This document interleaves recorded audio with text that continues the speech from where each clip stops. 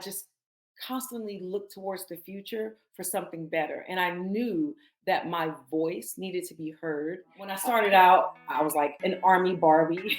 And that's funny because it was like, yeah, like I was like, ew, I'm not going in the field, or I'm not doing this. And this is basic training. And like, my boots are dirty. You got to try everything once. You got to see what you're capable of doing. And you got to understand what you cannot do. Like, honestly, I don't care what anyone thinks of me anymore. And I've literally, over the last, I want to say 6 months, I've just gotten there. So quit and start again. Revamp, sis. Revamp.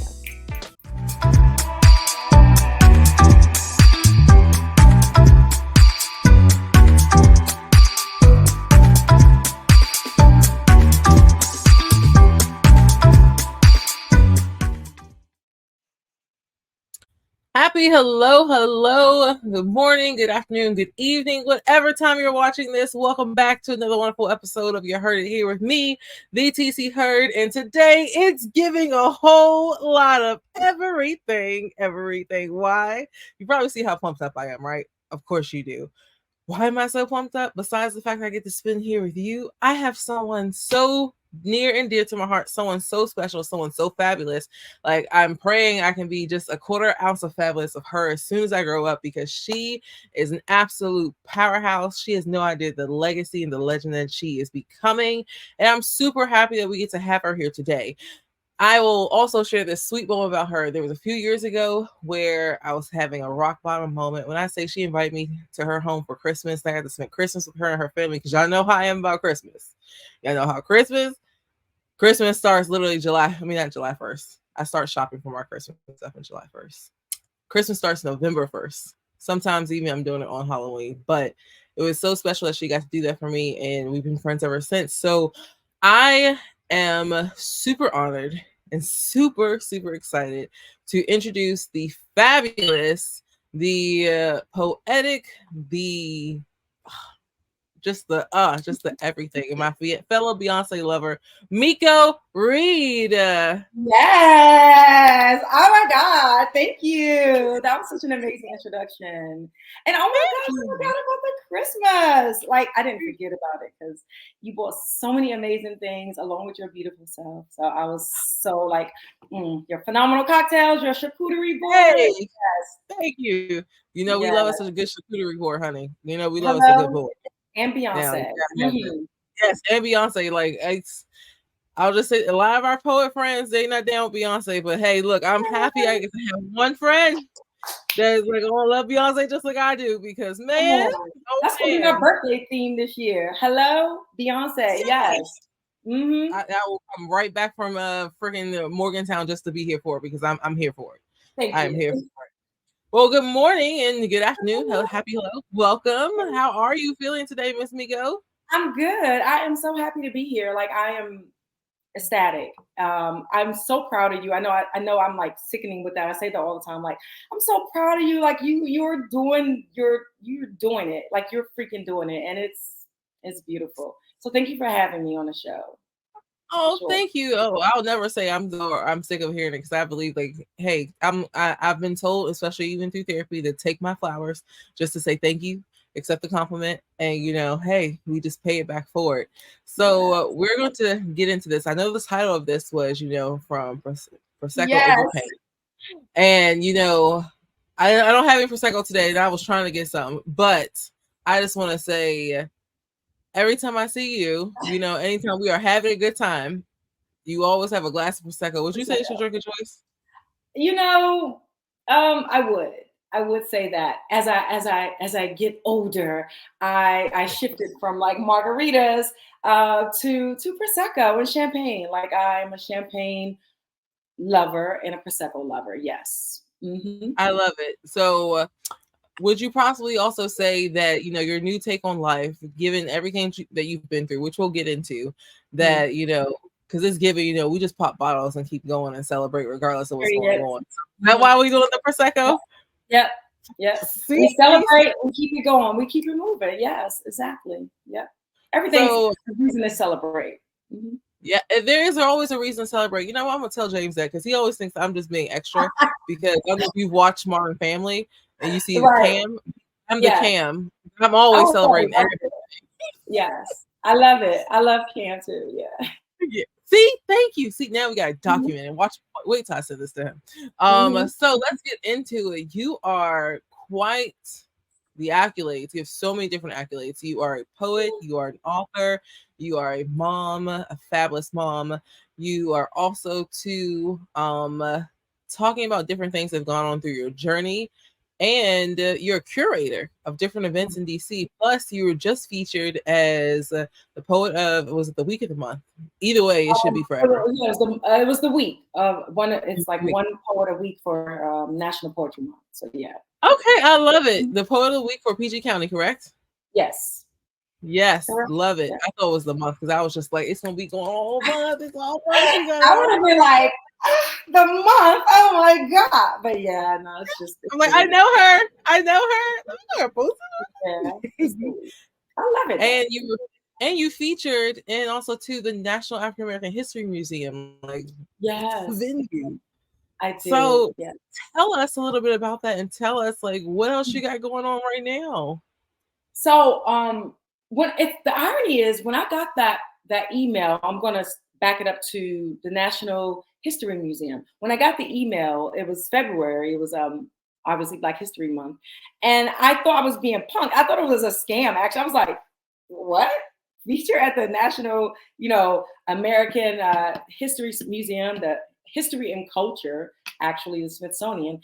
And when I got that email, I thought, okay. So I emailed them back, and and it turns out that it was like myself and two other artists that like Miss Cayenne and Simply Sherry, and they said they found us from Instagram, social media, and I was like, what? Like I get an amazing once in a lifetime gig for the Smithsonian just for my social media presence. So that was amazing. I really enjoyed that immensely. And then like the next day, I was featured at a it's like I really hate talking about myself, but I'm gonna continue. I was featured at the Fairfax County Black History Month NAACP event. So I was able to do that event, and it took me back to my roots, like in the religious, spiritual realm, because I was raised a Christian, a Jehovah's Witness. But this was not a Jehovah's Witness church. This was I think it was Baptist or something, but it was amazing. And it just made me feel grounded all over again. So I was able to do that.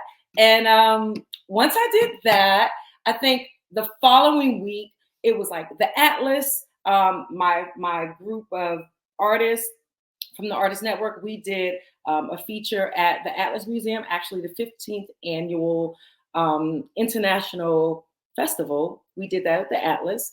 And then we had another event. I mean, the events just kept going. I don't know how I even slept, like, to be honest. I'm trying to figure out how you slept. First of all, congratulations. And I'm gonna throw it back. I'm super proud of you. Like, I'm proud of like you and like especially all of us in the Artist Network. Like, whether we're doing it, like everyone's doing something consistently. It takes a lot of behind the scene works to show up in these like on Yes. scene projects. Mm-hmm. You're constantly booked and busy, but I Yeah. imagine it wasn't always like that. And we're celebrating National History Month. We're celebrating, National De-Stress Month. Black Maternal Week was just I think last week.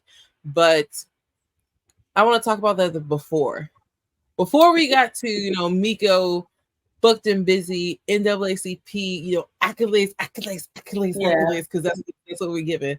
Who was the Miko before then, and how did she get to that space? So and yes, you're gonna talk about yourself. So talk about yourself as freely as you. I'm already like, oh. So I was in the Army. I did 25 years basically in the military. So when I started out, I was like an Army Barbie. And that's funny because it was like, yeah, like I was like, ew, I'm not going in the field, or I'm not doing this and this is basic training and like my boots are dirty. So honestly, I don't know how I made it the first 5 years. But you pivot and you adjust and you learn. And I think a lot of the way I was raised, my grandmother raised me, and a lot of I want to say experiences that I had just kind of made me resilient. It set me up for. It's weird how it's like pain sets you up for success when you overcome it. You know, so going through that process of overcoming pain and processing it, I really felt like I could get through anything. So that was my time in the army. And then I was married for 17 years, and I'm divorced as of last March. And that's been a journey because that's a big chunk of your adult life. And I have two kids, and they definitely felt the brunt of it. And I do my best to try to remove that trauma from them. But it's there. You know what I mean? The only thing you can do is just like work through it and teach them to become resilient and give them coping skills with handling the after effects of a divorce, and as long as like both of your parents show up and they love you, I think that's the most important thing when you're dealing with kids. But yeah, it's definitely been a rocky journey. I would love to say that it's been easy, but the truth of the matter is that is why I shifted from like margaritas to prosecco, because I'm like, yo, I'm struggling. I'm struggling. Like I didn't have a job for like almost 2 years after the divorce. I mean, it was rough, and I think that all of those times, I just constantly looked towards the future for something better. And I knew that my voice needed to be heard. Hence my business Have a Voice. I knew that I've always known that was something that needs to occur. Like people should hear my story, and I wanted to provide a platform for them to share their story. And so that's what led me to curating, because I enjoy having the ability to provide a platform for other people to share their stories, share their grief, share their triumphs, and how they overcame everything. So that's kind of that portion in a nutshell, I would say. Yeah. I love that. Thank you for sharing that, especially even I know I had asked you a lot of questions in that one because I was just excited. I'm just excited. To talk about definitely going through those trials with a divorce and not having a job at the time and still having to have two children to care for a while. You're already processing your emotions. You're still worried about your children and making sure that they're not affected by your trauma. I definitely commend you for that. Yeah. So I'll even say, like, I've watched you from afar during that time, and sometimes we would talk, you would still like, you would vent and have your moments, but you always say like, I'm not going to bring that into them, because I applaud that so much, because I've seen a lot of parents, I've seen a lot of just like my friends, this is no judgment, but I've always seen them bring their children into that type of trauma. And even my divorce, sometimes like I would get the residual like feelings from my mom of how upset she was at whatever happened between their situation and how it came to me. And I just want to say I applaud you so much for that, because that does make a difference when it comes to a child's development and their future and how they outlook life, love, relationships, everything. But to see how you literally when I say turn your pain into Prosecco, you turned it to bubbles, you turned it to popping bottle, you turned it to this may be going on right now, but I am definitely know that whatever happens in the future, like I'm going to be better than this, and this is just a moment, and I gotta go through the moment and come on outside of it. So thank you. Thank you. I was going to say, I really love the analogy, and I never honestly looked at it like that until your title.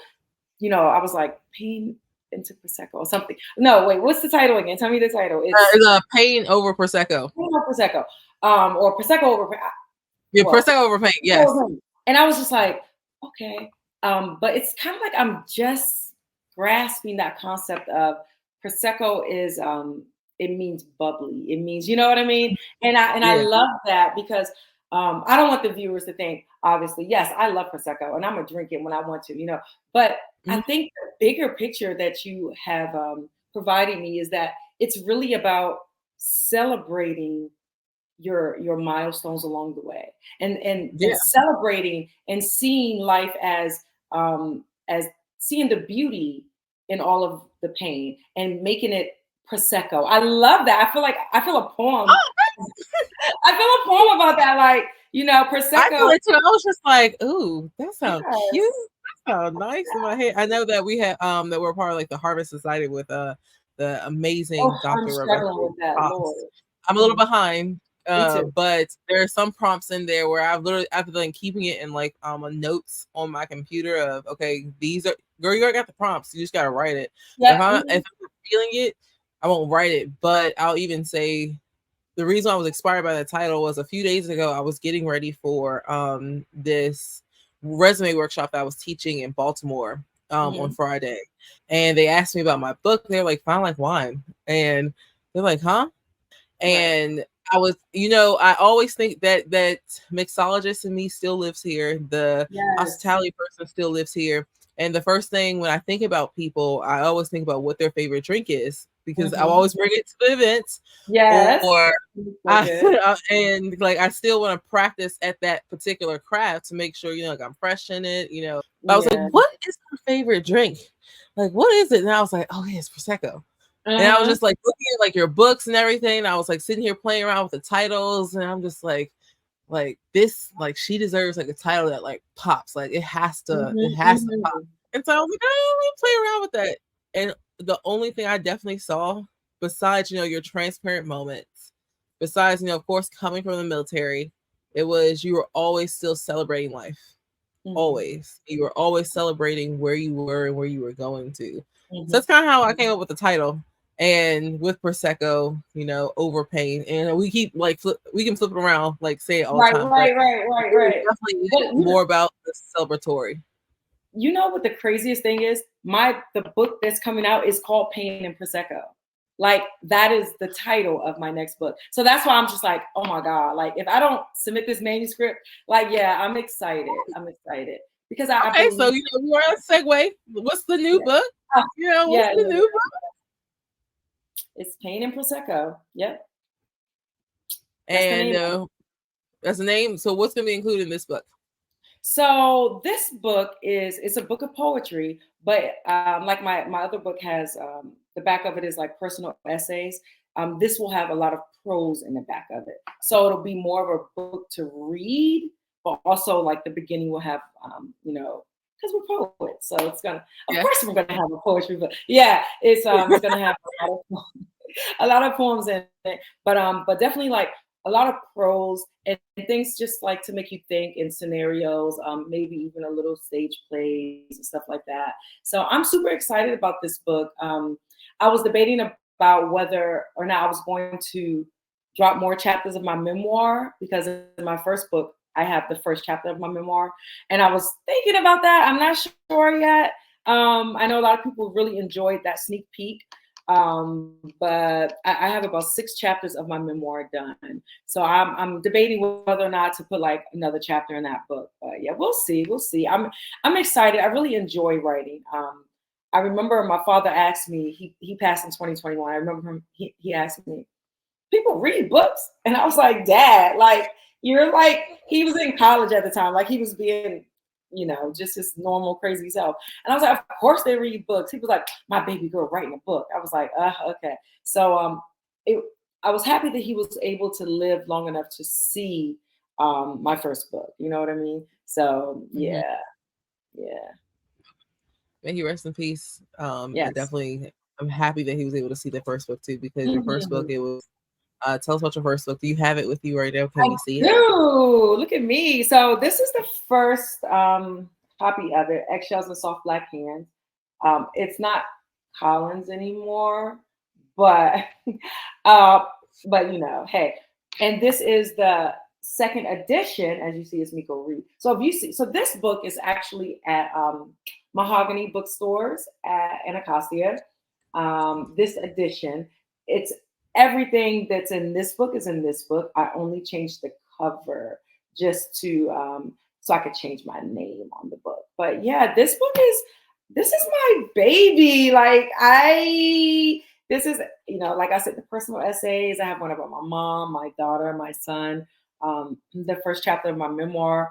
These are poems that I have written.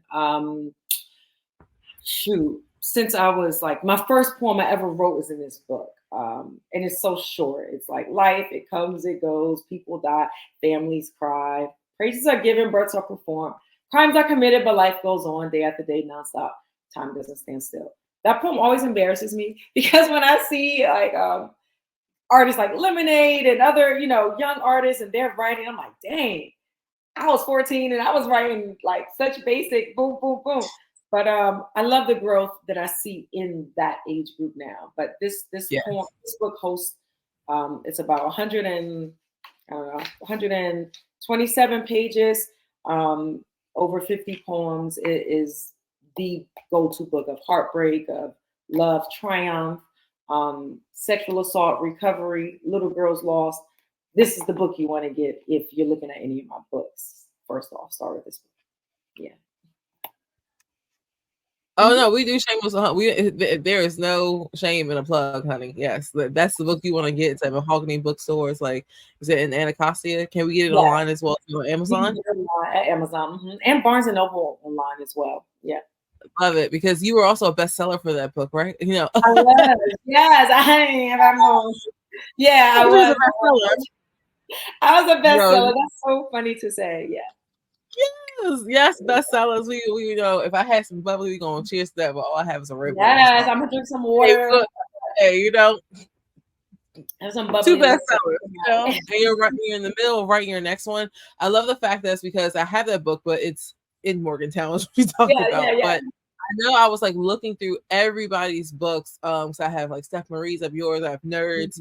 I have Sir Hobby Fitz, and I think I have like two from I keep saying Miss Kim, but Kimby Miller. And when I was like looking at everybody's different books, I love the fact that everyone did it within their own style. You had said, like when you look at the different poets and stuff, and I'm not gonna lie, like that was another reason why I had like retreated for the past couple months. I'm like, my writing ain't on the same game as them, and it's not this. So I love the fact that you always talk about your first poem when you perform, when I've seen you out and when you host, because you still perform it with such gusto, with such emphasis every single time that you could never tell. And that was one thing I love with Miss Kim when she was on here. She said, we have to stop being like a poet police and telling everybody else how to poet. Like, we poet the way you poet. Like it works for you. As long as you're performing it and you're doing it within your own style that's authentic to you, like continue to do that. So, I say that because as much as I'm talking to you, I'm talking to me, because that's what my therapist said too.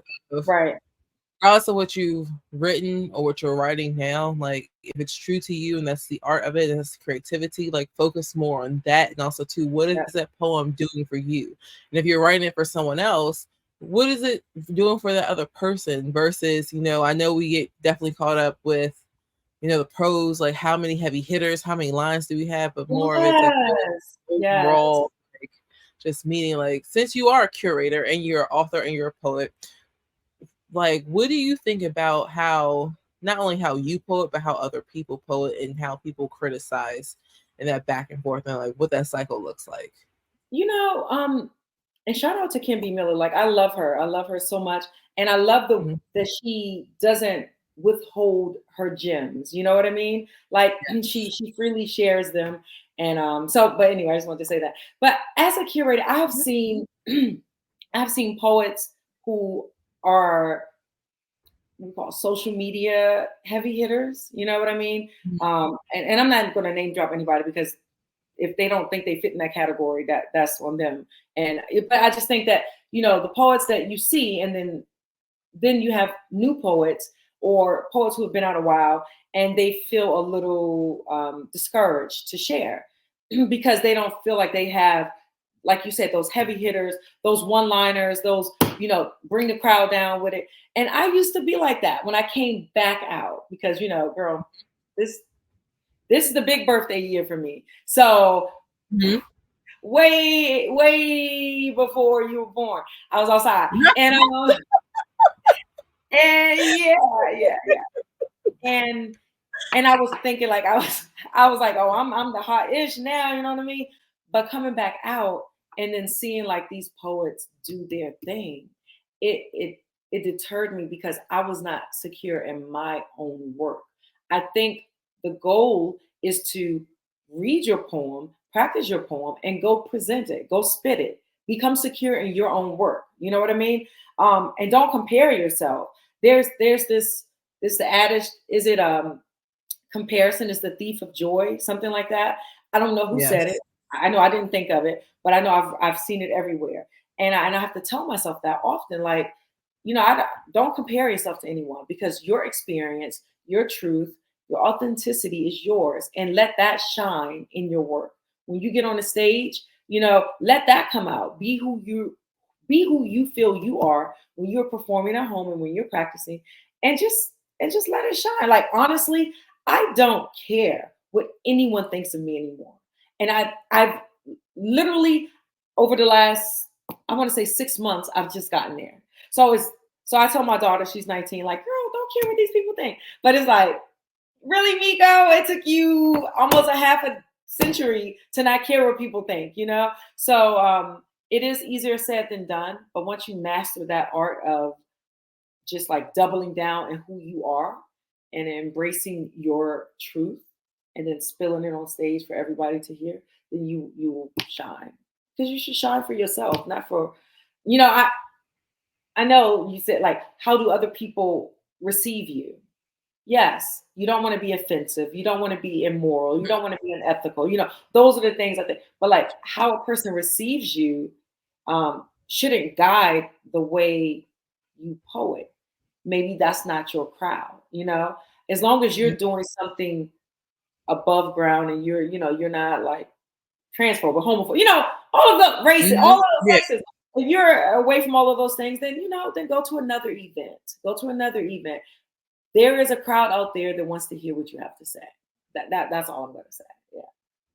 I'm gonna say thank you because you just dropped a few gems, even more than what I was asking for. Because one of the things you said was, there's always a crowd for you, and whether it be with poetry, whether it be with business, like sometimes maybe your crowd won't be always in the DMV, but there's a crowd who wants to hear you, that will pay you, that will book you. So you have to start thinking outside of the box to go, where do I go to this crowd, or who can it be that I can actually serve? Like, who is this message, or who is my story for? Like, who can I actually serve? So that's one of those things. Another thing you had said, of course, like about how people perceive you. You do not want to be all of the isms and the phobia. None of that.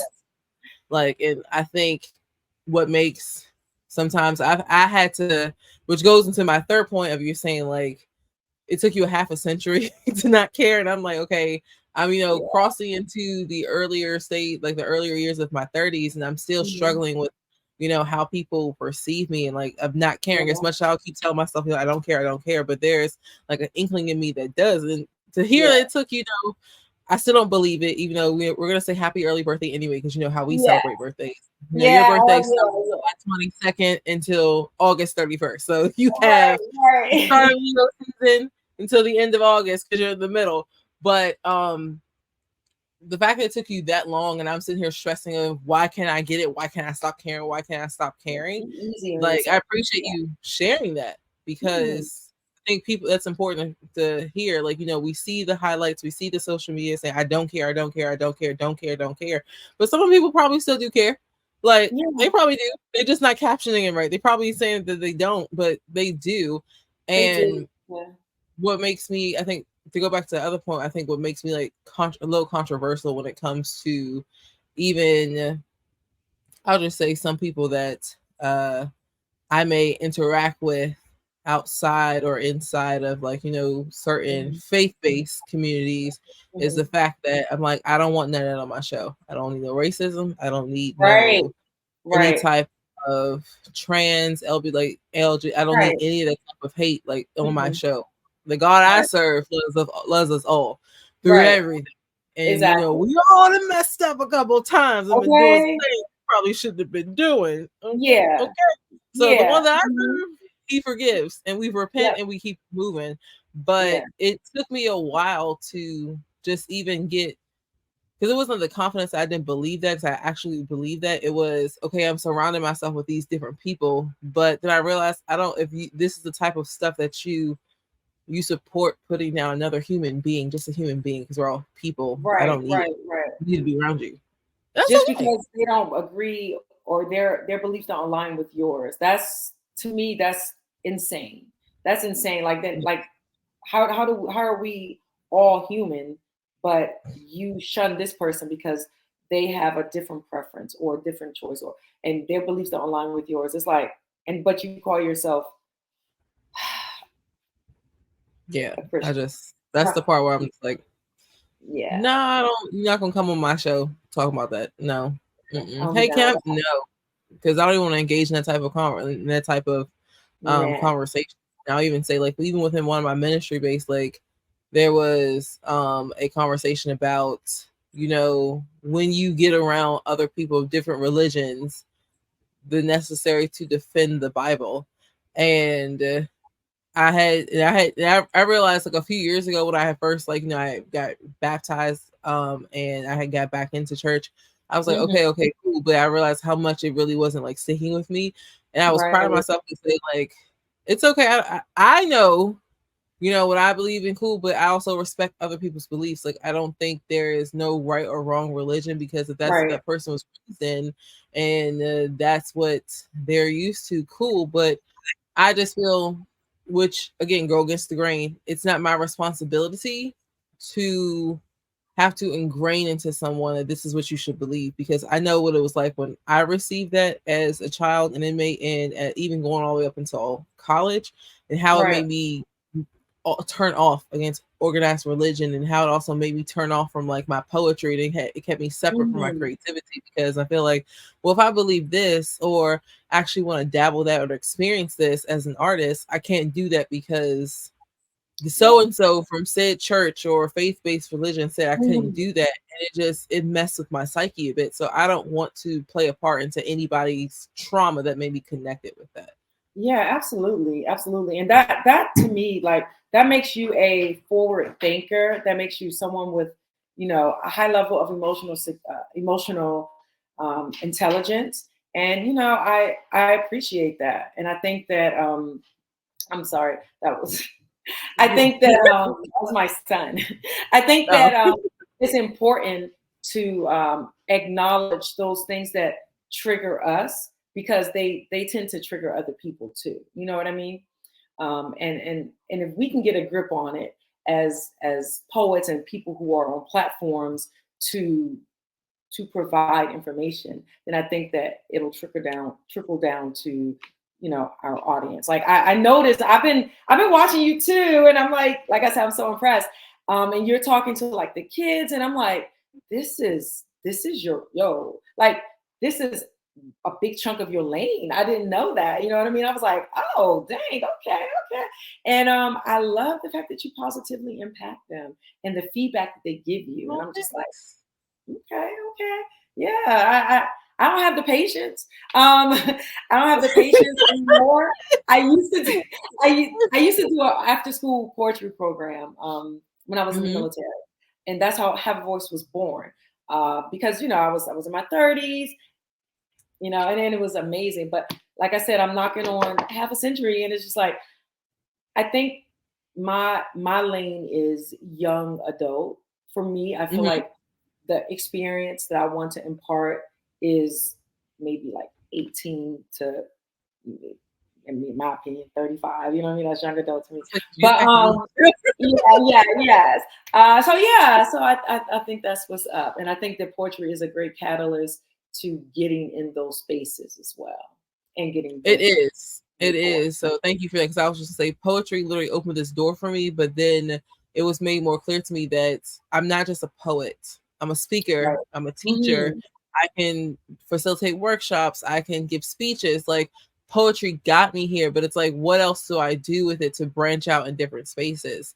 Hmm. And when it comes to giving back to kids, like, I've always, like, tapped my foot in or dabbed a little bit on Hmm. you know community service and how can I give back and, like, how can I do it. But then I'll say, like, again, because I keep talking about all these different revamps because you can keep revamping until you find something that works. Okay. And I'm in the middle of another revamp where I'm trying to figure out what works. I And love your revamp. oh, thank you. I love it. I'm revamping because of you. But go ahead. Yeah. Thanks. Because I realized it was okay. I'll say the beginning of the year when I had lost my grandmother and I was still trying to figure it out. Like I prayed for something I wasn't prepared for. And I kept trying to force myself into a box that was someone else's about what worked for them. And I'm like, okay, I see that they do it, that I could do that too. But when I was trying to do it like them, it just, it was like, it just meshing. So when I focus more on just, okay, you know what? I had to ask myself this question. Would I still do this if I could not get paid? And the answer was yes. Because I realized, yes, I need to survive. I do need money. Yes, absolutely. You know, because bills in life. But I focus more on the impact. Because one thing from working from Walt Disney World, they teach you about the guest experience, which is why you always hear me say the magical experience. Just is because it's so ingrained into me, not because I call us like, you know, a magical household because we're such nerds over here, but but it's more about I try to take it from, let me think about either my client or my guest experience, and then I had to reflect on what was it that I needed as a student going to high school. Because we have to think now that these students, I always say kids because that makes me feel older, but like these students, they have a lot more to deal with than we did. And it's not discounting or discouraging or, you know, putting down our own stories or comparing trauma, but we have to recognize what's there. That's the facts. They live in a more of a technological age. They have more access to social media, like where it's really freely, they can really freely access it, where we had, you know, MySpace and Black Planet and whatever. And then we also, AOL. Yeah, AOL, we have the chat, like, and but honestly, like we were kind of like in that beginning stage of like the computer interactions, like that we just, you know, send a text and it's done. Like we were in the beginning stages of that. They have it just like literally within like less than the sound of the speed of light that they can do something on their phone. So if you have such an easy access, on top of puberty, the mental health challenges, those other life aspects don't stop. Like where I was dealing with a domestic violence relationship, but I also was dealing with the struggles of me getting, pretty much my grandmother raised me, but getting to have that really mother and daughter relationship at the time with my mom. And we just were not seeing eye to eye at all. When those other life aspects don't stop, but you add in this technology factor, what was it that I possibly needed to hear then on top of what is it that I need to hear now? So that's how I try to approach when I go into these schools and when I'm giving back to it. And when I start to look at it from that way and focus on the being and focus on the impact, I think that's when a lot of more different opportunities came my way. And that's when I was able to better connect with my work and what I was doing versus I'm just doing it, you know, coming in a paycheck. I kind of need this. I need this. I need this. When I was focused on that aspect of it, just the money side of it, and I need this. I need this for X, Y, and Z reason. It was harder because I was just focused on, I have to get this out. I have to get this out, instead of, all right, I'm putting me first. This is my message. This is how I want to do it. Which is why I say I watched a lot of your content. I'm going to be just me and do it from that angle for me. And it became easier. Yeah, it's funny. I thank you for sharing that. I really go by this mantra. You've heard of Ikigai? I know I've mentioned it a couple times. In passing, in different spaces. I don't know if you were in any of the spaces where I was always just like Ikigai. But so in grad school, we had this this professor, and his whole class was centered around Ikigai. It's the Japanese reason for being. Like, what's your why? What's your purpose? And me and maybe like two others in my group, we really, like, we were connected. I was obsessed with it. I was like, what? You mean to tell me this is why people in Japan are living longer, are happier, are, you know, sustaining their life and giving back to the community. And I was just like, what is this? So I did a deeper dive. I bought all these books. I found out they had Ikigai for teens. You might want to check that out in your venture. But there is this, it's like a Venn diagram. It's 4 things. It's like what the world needs, what you're good at, what you can get paid for, and what you love, I believe. I might be wrong with that. I have to look it up. But it's 4 things that mesh. And when you have found that what you're good at is what you can get paid for, what the world needs is also what you love, then you have reached your sweet spot. Then it's like, oh my God. So I can't remember what, it was a younger poet. I was hosting Automatic 2 weeks ago, and he said, he heard me talking about it. And he was like, have you reached your Ikigai? And I was like, you know what? I am 75% there, because yes, I can get paid for it, but I can't get paid for it for my lifestyle right now. So I'm not at my Ikigai yet. So I need to up the ante of what the world needs, or what I can, or what I love, or what I'm good at. Maybe I need to craft and revamp what I'm good at, So, but that's the formula for like your why, finding your why. And I believe there's like a test you can take in the back of the books. I have the book; it's in my office. But it's amazing. I'm gonna gift it to you. It's amazing. Oh, thank you. No, because as you're talking, I was just like, I want to do this. Like, I'm excited. I want to do that because it not only like incorporate into like my curriculum, but I just want to do that for me, because when you toot your own horn and you become really good at a lot of things, sometimes it's hard to pin down what you really want to do and what you want to focus on. But I follow these 2 podcasters. I don't know if you know of David Shands and Donnie Williams of like the Social Proof podcast. And Donnie has her own one about full transparency, and they always talk a lot about clarity. And I know David Shands, one time he was talking about how at the beginning of the year, like he has a whole list of things that he wants to do, but he really like breaks it up like piece by piece to focus, to see like, okay, what is it that I'm really going to focus on this year? What is it that I need to focus on right now? What could be perfected? What could be fixed? What's working? And every time I will try to like do those certain things, I'm like, okay, now I kind of want to go this way. Now I want to go that way. Now I want to go this way. Now I want to go this way. And I think, I'm not saying they're not creative people, but when you're an artist, and like you kind of like live in your art, like in the spaghetti, the intertwinedness of like your art, it's sometimes hard just to pick like one direction. Well, at least for me, especially lately. No, I agree. The Ikigai, I want to do that. Yeah, I agree with it. And the thing is, I have after the divorce, I was taking the kids to counseling. So this it's a slight pivot, but it's the same thing. I was taking the kids to counseling, and one of the counselor at the end, she was like, "Do you take your ADHD meds?" I was like, "What?"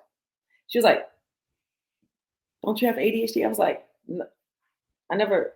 No." She was like, "What?" I was like, "Do I?" I was like, "I mean, people have said that, but I'm just like a creative. I'm a creative. And so she's like, "I think you should get tested." Like, and I was like, "Okay," I got tested, and I do. I'm like, and all my friends are like, "Girl, you didn't know that." And I'm like, "No, I didn't know that." And so that's a driver for me to it. Like Ikigai fits for that, because with ADHD, it's just like when you said spaghetti, I was like, right, spaghetti. It's like I'm all over the places. It's like I want to do this, I want to do this venture, I want to do that. Oh, this is perfect. Oh, that. But no, what do you love? Pick one thing that you love for this journey, and then figure out what the world needs. Does the world need what you love? No? Okay, then put that on the backside. What do you love now? Okay, I love this. Does the world need this? Yes. Are you good at it? Yes. Can you get paid for it? Yes. Okay, then drive on with that. It's not saying that you cannot do multiple things, but for me, it gave me a foundation or a shell, so to speak, of how to, like for me, writing books, right? I love to write.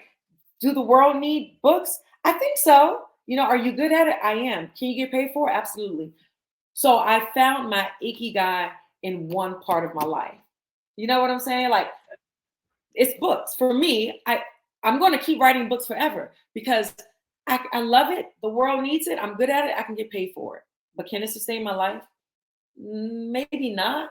But that's a portion that makes me so happy that I would do it, like you said earlier, even if I couldn't get paid for it. But the fact that I can, it's like, I have a portion of Ikigai, you know? So yeah. Yeah, I like that. No, that I'm as soon as we get off of this, I'm just supposed to look that up because that's important because I've already started, like I've been working on like my second book, but then I've already been mapping out like books like 3 and 4, like what ideas could be that I've just been like journaling and writing in that.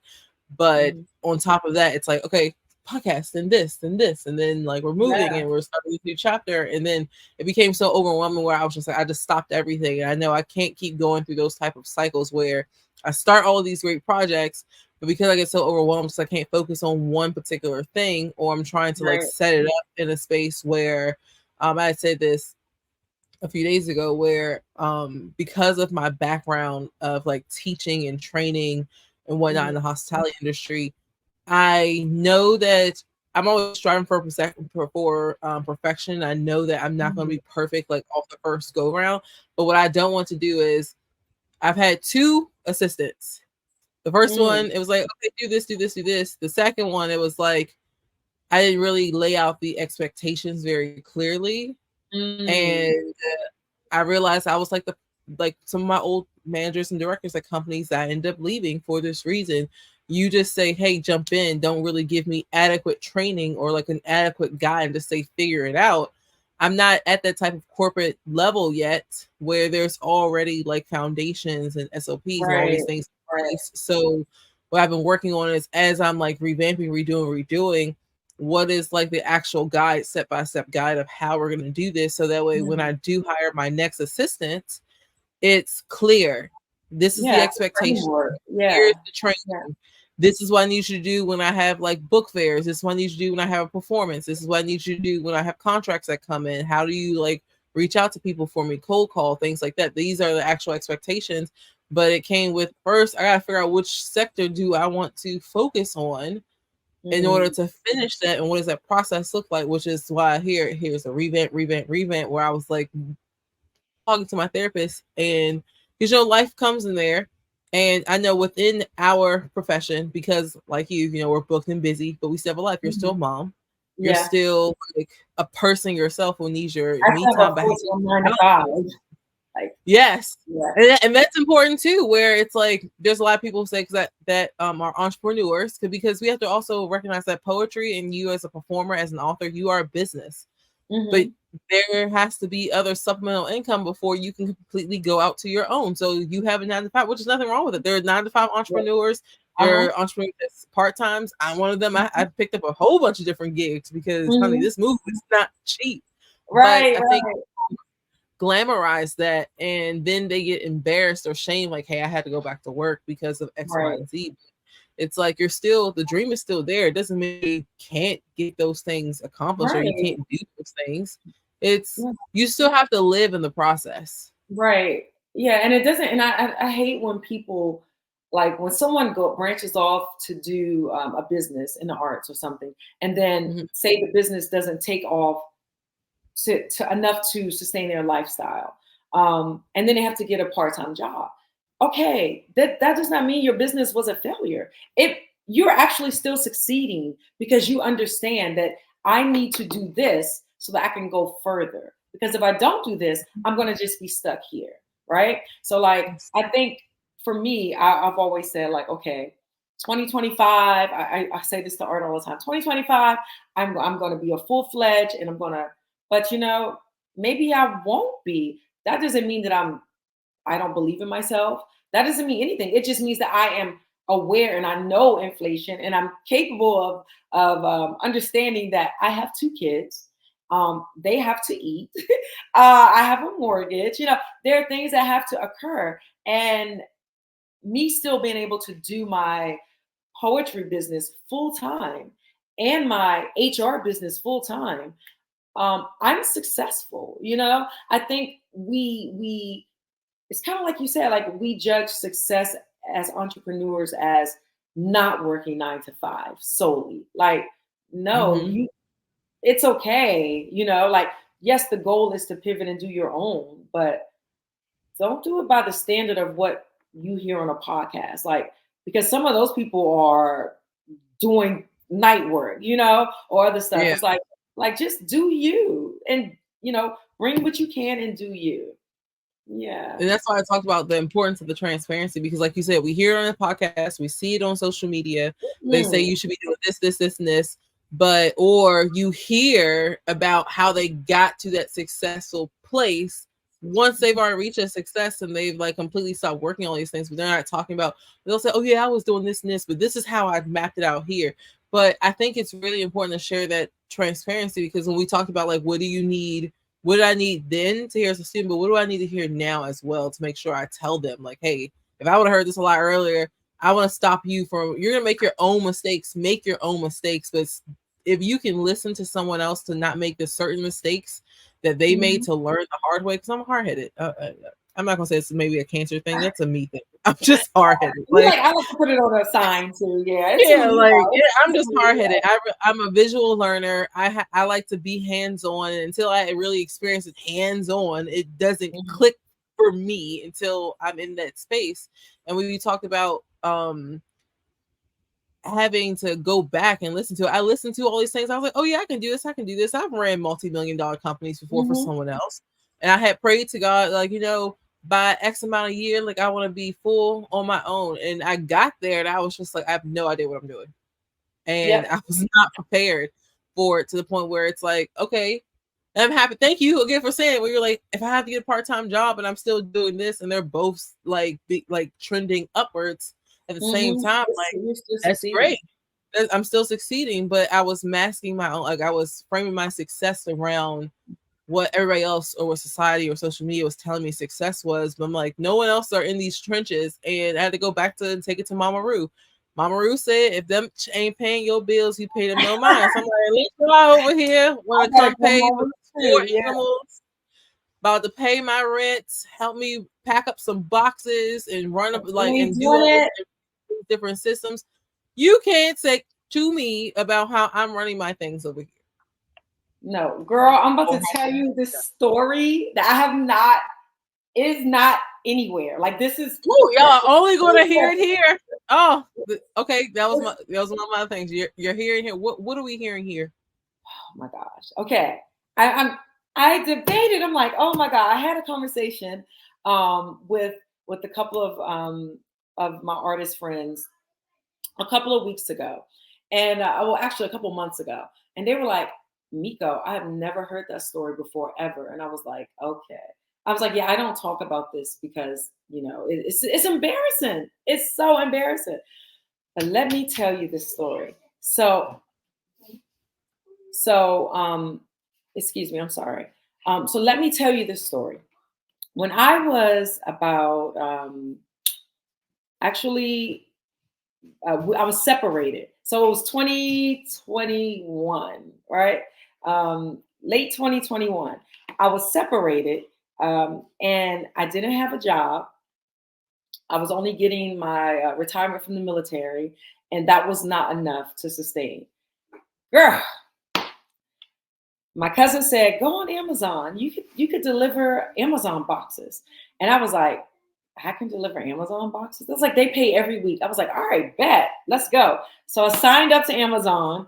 I got in my Mercedes, because in my head I was balling. I'm like, oh, but I did not have a job and I did not have a way to pay bills. And I was poeting, and I was thinking that poetry would be the level up that I need. I don't need to go get a job. I can do this. I'm that good. But I said, okay. So I got this side job. And I started delivering packages. I went to the hub. I picked up 50 packages to deliver. It was snowing outside.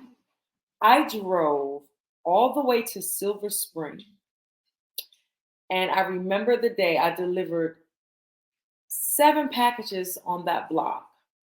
I drove around. I found a parking space. I sat in it. I opened my door. I got out. I slipped on the ice. I bust out crying. I picked up all the packages. I threw them in my trunk. And then I drove to the gas station. I called Amazon and I said, Hello? Equivalent, put your mom on the phone. I ain't never delivering packages no more. I quit on the spot from the packages, girl. I quit. I had 40 packages in my car. I went to the wine store. I got a mini bottle of Prosecco. I sat in the parking lot of the damn wine store and drank my Prosecco with all these people packages and cried. And I thought, this is it. I am a failure as a mom. I'm a failure as a poet. I'm a failure as an entrepreneur.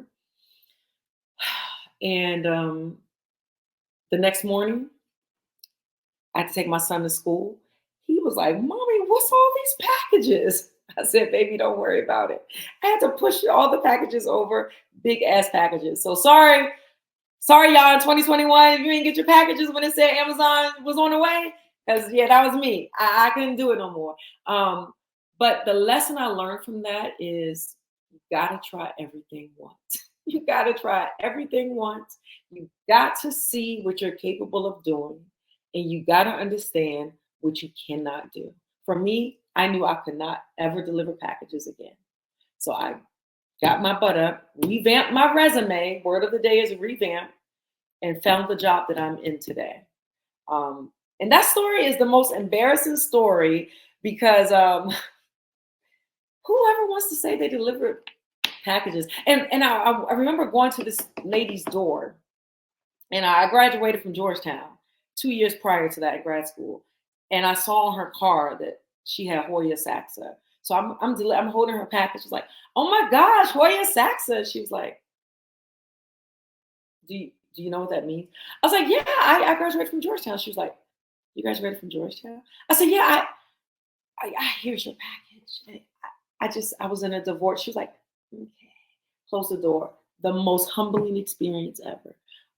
So when someone tells me there's not a way, oh no, that's a lie, sweetheart. Get out and do everything you can do as long as it's not unethical, immoral, illegal. And if you can't do it, quit and start again. Revamp, sis. Revamp. Yeah. Look, y'all heard it here. Because look, hey man, Miko.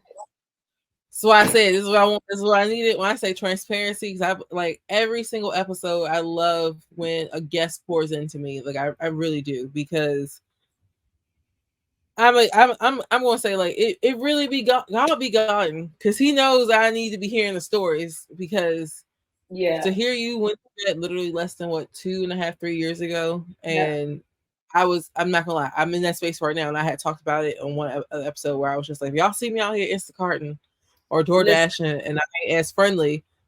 Sister has to make her money, but I remember that first couple of weeks after like being done with my last place of employment, and I was doing that, like to make my hair money or just pay bills, honestly. Mm-hmm. And I remember there was one day where I think I only made like $14 off of like 2 orders, and I said, I'm never doing this. I turned the dash off. I went to Total Wine. It wasn't with the wine. I went to Total Wine. I had got me my El Duce Imperial. I did come home though, because I was just like, I'm gonna come home. I came home. I can't say the next part I did, but I just say I just came home. I got my favorite glass. Yeah, I was gonna say the next part I did. I turned on Modern Family, and I was just like, I just started crying in my room. Yeah, and I know it was particularly hard, like because my mom was helping me, like, and then James was still so far away, and I know he knows, like, it was literally almost like for a couple of months, almost every single conversation, I ended up crying because I was just crying. So I'm like, I'm in this space, but I'm trying to do this, I'm trying to do this. And it's not to say that it's not realistic to expect, like, your poetry, your speaking career to take off. And I think we all did, because we were like, okay, we in these spaces, we got connections, yeah. Booking these events, it's okay, we gonna have it. But then that's why I said God brought me down to that place to give me that hard. That for me was rock bottom for me, and I think rock bottom for everybody. Yeah. Because I heard somebody tell me, like, that wasn't really rock bottom. I said, well, for me it was rock bottom, because it attacks your ego, it attacks your pride. Like you said, when I know what that was. When you said that to that lady at the door, I think I had said something similar. I think about a sorority or something to one lady Uh-huh. I was delivering her groceries to, and she was just Mhm. like, Like "Ma'am, you it see me was in these tennis shoes and sweat oh, because I'm it out was here trying to move embarrassing. as fast as I can. I'm about to be the best Instagram cart you've ever seen because Yep, I'm making sure my packages are early. I'm finishing on time. yep. You have everything I'm communicating. So I'm in my best sweats, my best shoes to keep moving because whatever I do, I'm going to be the best at it. That's just Yep, my competitive. yep, that was my mantra. Yep. But to Mm. have them like, because I've had that when they look at you like, you know what this Like is? beneath them. It's one of It's those like moments where it just makes you feel so low. that, and I think that's what made me. I think that's what made me quit because I had been doing it for. I think I did it for a week. I think I did it for like a week, and I didn't quit, and then I went back for that day, and I was in that. It was like a very nice bougie little area, and obviously someone who graduated from Georgetown shouldn't be delivering Amazon. Like that was the concept, and that's how she treated me. And I was just like, "Holy grail, this is But embarrassing." it's the acknowledgement of my grandmother always told me kindness costs you nothing. You never know what people are going through, Yeah, like regardless of what your chill. accolades are. Like I've seen people with PhDs work inside McDonald's because they Yeah, had to in yeah, between jobs. yeah, It's y'all. First of all, tip your delivery drivers. I'm just yes, saying because it's a yes, lot of stuff we be yeah. going through. But besides your delivery drivers, people are people. Everyone is a human being. Treat them Mhm. with the utmost kindness that you would expect because I always, again, going back to that other angle of if this was my sister, my mom, my child, or anything, even though I don't have children yet, like I have Mhm. pets, but I always try Mhm. to think about it from that perspective. And God knows what's going to happen when I become a mom. Like, Nah, you're gonna be an amazing mom. You're I an don't amazing think I am, mom. but I know I'm going to be that. What you said in my head? What you say? You say Yep. something that you do with me. Like, I Mhm. know I'm going to be that kind, but I'm just like, I always think from that perspective of, would I want to be treated like that or have somebody else treat them like that? So, no, kindness costs you nothing. Nothing. But Yeah. to have those moments where you feel like you're better than someone just because like they're delivering your packages, there are Mhm. people out here now still building their businesses that probably work 9 to 5s or work like two Yep. 9 to 5s that are delivering your packages, Yep. going to Amazon, dropping off your stuff, Yep. getting your DoorDash, getting your Uber Eats. Like everything has to flow some type of way. So don't judge somebody based off what they're doing right now on the Right. road or on their journey to their future because I I've been saying this a little lately. I'm like, you know what? I'm gonna go ahead, post this, put it on a t-shirt, something. But with my pen was the way I was able to design my future. And even though I have current struggles right now in the space where I am now, it also shows me how much like control I have over my own journey and how I'm Mm. not living to anybody else's expectation but my own. And I can only Right. compare myself to the version I was before. Because the version I am Mhm. now has a lot more empathy. I have a lot more Mhm. understanding of like just a realistic view of the world Yeah. versus Yeah. old me would be like, I'm too good to do that. I'm too good to do that. Well, I won't say too good because Yeah. I am bougie. I'm not cut out for that. That's not who I am. Yeah, Do I am that. bougie, but Yeah. it's just like I'm not doing this, I'm not doing that until like life came and lifed and showed Then I me got an great. Amazon best going now, baby. Like Right, I'm you gotta do Amazon something Miko. because you want your. I Yeah. mean, granted, I did this. We're not gonna talk about this. But like, you want the nails done. You want to keep your Yeah. car. You want to keep some Mhm. lights on. You want to keep Yep. that internet. You want to keep that streaming serve. You want to keep these. Yep. You want to eat. Honey, you want to eat. Mhm. You want to eat. You And I was hungry? like, "You want to take You your gotta do field some trip? things. You want?" Yeah. Yeah. Yeah, you gotta do some things, and that's the transparency of it. But I appreciate you sharing that story because not that it only feed into me, but it also just shows like again your resiliency, your Mhm. willingness to bounce back from your different battlefields that you have to deal with, and you're even Yeah. though you have those moments, you're still a bestseller, and at the end of the day, you're still choosing Prosecco over pain, and I love it. Yes. I'm addicted Yes. to. Purples. You. This was amazing. Okay. I love it. Thank you. Is there anything else you would like to tell us? Tell the viewers. I know that I'm going to just list a few things where you guys can find her on April 27th. She will be at the Miko Reed is going to be at the Cultural Arts Festival at Creative Suitland. We will post all those different event links down in the comment section, also to the description. Y'all look. When I tell y'all, if y'all want to see her back to back, y'all better get her back to back. May 10th, she's at the Cultural Series at my coach. May 11th, she is Brunch and Blush. Ooh, 2024 making strides for breast cancer, and she's the featured poet. On May 12th, she's headlining. Y'all hear that headlining? You know, like it was Beachella. This supposed to be Miko Reed, honey, headlining at the Woman Girl Mother's Day event.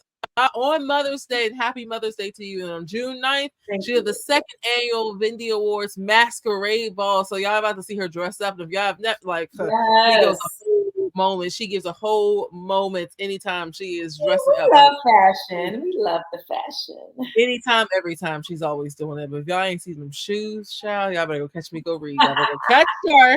Telling you just gotta get the shoes, honey. Get the shoes. Yeah. So what else how else can we support you? How else can we follow you? Everything. Let's let us know. Let me just show my books. Let me show my books, guys. These are my books. Okay, you guys saw this one. It's the first one. It's the baby. Actually, has soft like hands. This was so I have a poem in this. This is an anthology from India. So it's like pretty cool to have an international anthology to be in that. This was my second full book and third book. This is spicy, as you see. It's Pandemic, Suburban Women, a Novelette Series Part 1. It's a quick read. I wrote it during the pandemic, and it is spicy. Like, get into it. It's a book of fiction.